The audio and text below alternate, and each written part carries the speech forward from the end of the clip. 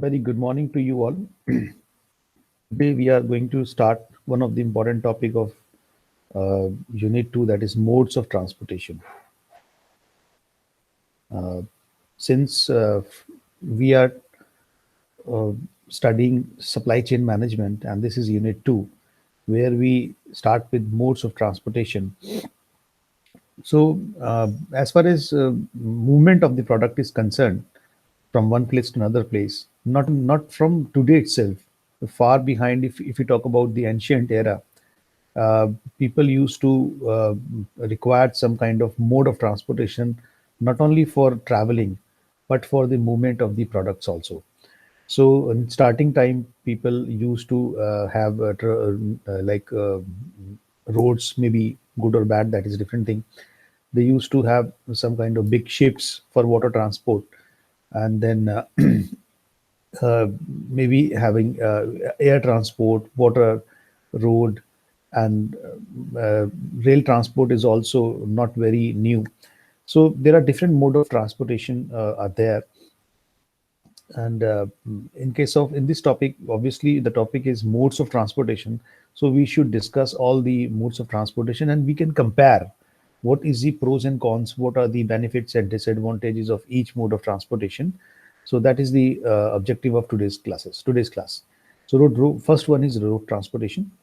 There, see, you can see there are different number of modes of transportation. Like you can see land, water, air, and then railways, waterways, inland, outland, oceans, river, canal. There are different mode of transports available. Okay, so we'll discuss each and every one in detail, and we'll compare at the end of the session. So the first one is the road transport. It is a very large consumer space with the lowest cost of physical constraint among transportation mode. This is the mode of transportation which is very economical, having the lowest cost, and it is very accessible to each and everyone. While historically road transportation was developed to support non-motorized form of transportation for walking, for cycling, in the at the end of 19th century, but from the beginning of 20th century, when industrialization starts, so there is a great need for big roads that carries big motors, lorries, to moving product from one place to another place. So road transportation has an average operational flexibility as vehicle can serve several purposes. Road transportation system have high maintenance cost, obviously, both for vehicle as well as infrastructure. So they need some running cost, regular maintenance, otherwise road becomes cracked, or maybe not carrying big vehicles onto it. So they are mainly linked to light industries where rapid movement of freight in small batches are to be dispatched. So yet with containerization, road transport has become a crucial link in freight distribution. So out of the total length of the transport routes in country, 85% consist of roads. India has more than 35 lakh kilometer roads length of routes. So first one is road transportation. We used to have state highways, we used to have national highways, we used to have local roads, and we used to have private roads. So generally, the objective phenomena, since you may have seen in recent time that that government of India is also working on specialized dedicated freight corridor, like Delhi Mumbai, Delhi Calcutta. So dedicated freight corridor that is specially designed for carrying products, not for especially for people. And second one is railway transportation. From 18th century, when Britishers ruled India, generally we have seen the development of rail transportation start at that time. Uh, so railways are composed of a traced path on which wheeled vehicles are bound. In light of more recent technological development, rail transportation also include monorail and metros. Now they are being have now we'll having high speed trains, we'll having metro trains, bullet trains. So different kind of trains are now there, and there may be goods train, passenger train, express train. Number of rail transportation modes are available. Within rail transportation there are a number of types, you can say. So, heavy industries are traditionally linked with the rail transportation system, although containerization has improved the flexibility of rail transport by linking with the road and maritime modes. Sometimes we used to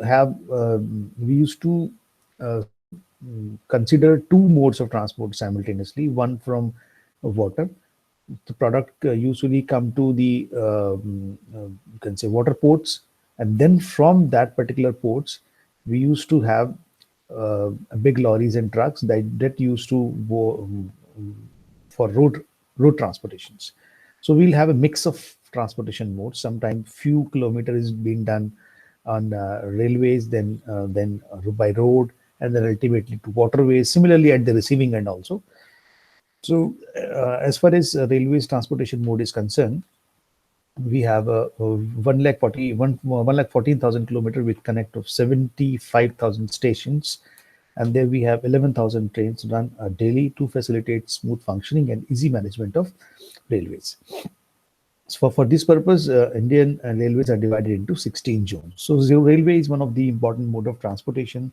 It is having specialized track on which we have goods train. We used to have passenger trains, and it is especially designed to carry product from one place to another place.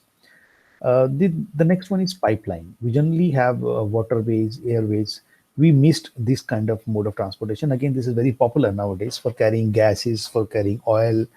So pipeline routes are practically unlimited because we are talking about supply chain management. So we have to talk about the pipeline mode also, because this mode is carrying product. This mode is carrying product from one place to another place in a very economical way.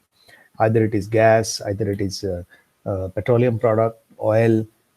So from manufacturer to consumer, this particular mode of transportation is again very important. Rather than carrying rather than carrying big cylinders on the roads, we used to put pipelines, and this particular pipeline obviously having a high initial cost, but ultimately it comes to be very economical way of carrying products. Then maritime transportation mode. This is again the very ancient kind of mode, because we are having oceans, we are having rivers, canals, we are having big rivers, lakes. So we can have maritime transportation system also, because of physical properties of water conferring buoyancy and limited frictions.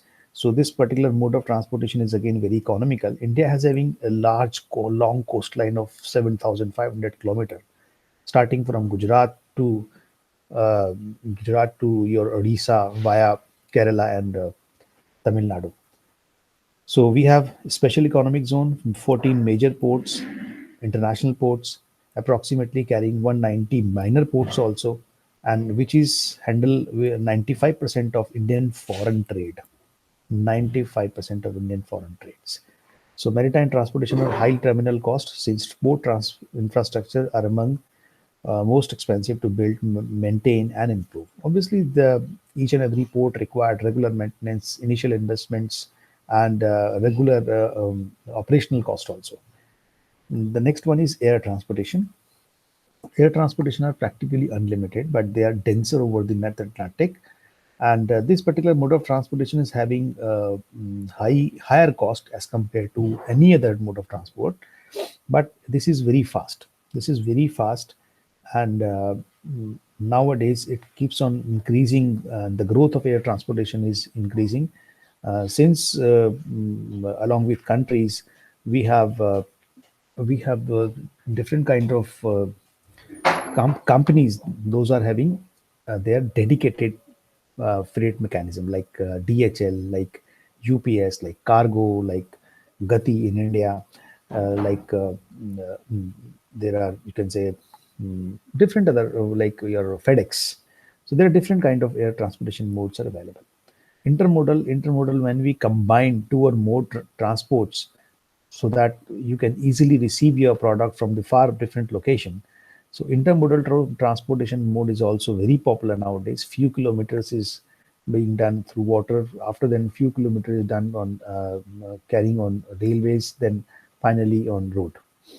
Telecommunication is again a mode of transportation. Telecommunication equipments used to carry signals And obviously, these signals used to transport from one location to another location, either through satellite, either through wave transmission, radio transmission, or any other kind of infrared rays or Wi-Fi or radio frequency, cellular networks. So these there are different kind of telecommunication network that is again comes under mode of transportation because it's used to carry signals. It is used to carry large amount of data into bits, so that you can transport your data from one place to another place.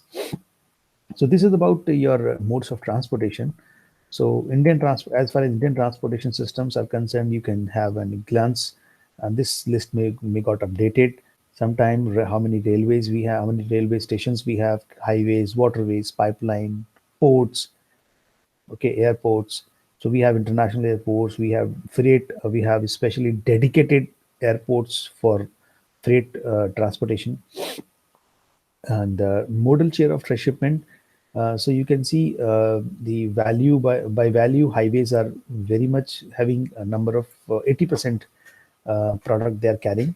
And as far as tons are concerned, again, first one is highway, and the second one is, you can say, pipeline and waterways. Okay, so this is a list of every mode of transport with their strength and weaknesses. In case of highway mode, there are strength, like you can have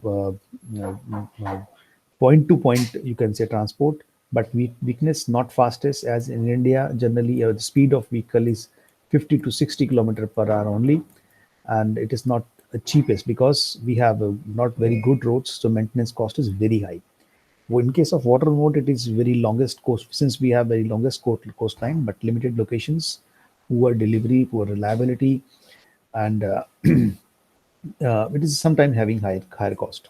Air mode, that is very uh, quickest, very fast, but it is very much costliest. So in case you may require, as in when your product is that much urgent, so you may have air mode of transport also. Then rail mode, it is again a better delivery, because since you are having a very good railways networks, you can use that network, and these network help you to transport your product from one place to another place. And this is again on different performance dimensions. You can compare transport mode and different transport mode. Sometime delivery reliability, sometime the performance dimension like delivery speed, sometime design flexibility, volume, and ultimately the cost. So this is from my side, and we'll have few more lectures, and hope you understand it. Today's session, that is modes of transportation in supply chain management, and that's all from my side. Goodbye and good day.